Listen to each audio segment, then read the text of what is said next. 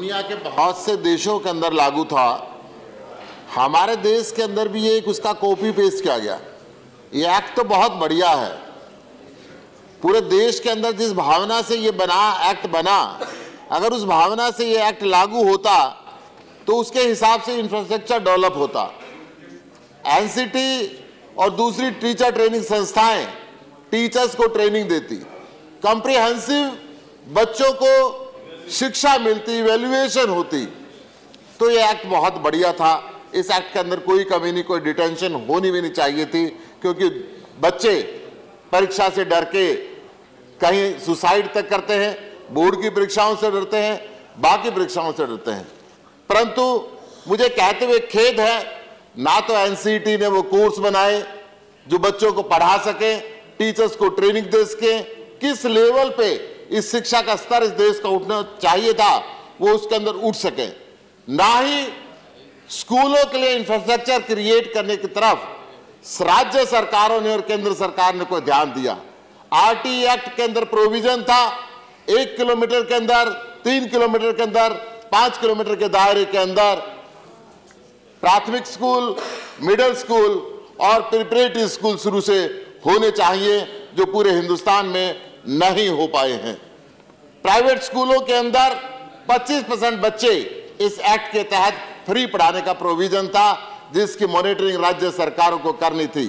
मुझे ये कहते हुए खेद है कि 20 राज्यों ने 36 राज्यों में से आरटी एक्ट को लागू ही नहीं किया, और जिन 16 राज्यों ने लागू किया उन राज्यों के अंदर भी सरकारों की निगरानी उसके अंदर नहीं है। दिल्ली सरकार कंप्यूटर के माध्यम से इंश्योर करती है कि सब अमीर और बड़े बड़े पॉलिटिशियन के साथ गरीब बच्चों के बच्चे पढ़े, और उन 25% बच्चों को उन बढ़िया से बढ़िया प्राइवेट स्कूलों के अंदर दाखिला मिले। इस बात को दिल्ली सरकार इंश्योर करती है। इस एक्ट के तहत सारी की सारी राज्य सरकारों को इंश्योर करना चाहिए था, ताकि समान शिक्षा का अधिकार आरटी एक्ट के तहत पूरे हिंदुस्तान के अंदर लागू हो सकता। इसके साथ 25% जो बच्चे पढ़ते हैं उसका खर्चा राज्य सरकारों को और केंद्र सरकार को मिलकर जो देना चाहिए था, वो खर्चा राज्यों के अंदर, जिन 16 राज्यों के अंदर ये आरटी एक्ट लागू हुआ है, उसमें भी पूर्णतः नहीं दिया जा रहा।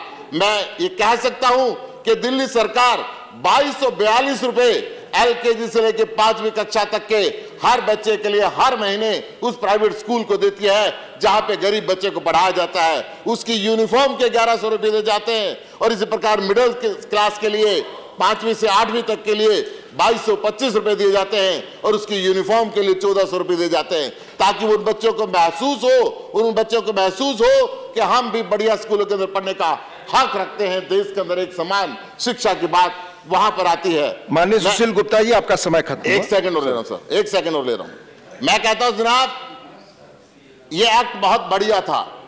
इस एक्ट के अंदर अमेंडमेंट करने की जरूरत पड़ती है संसाधनों के अभाव के अंदर। इस एक्ट के अंदर अमेंडमेंट करने की जरूरत पड़ी है कोर्सेज के अभाव के अंदर। यह फैसला राज्य सरकारों के पास छोड़ देना चाहिए।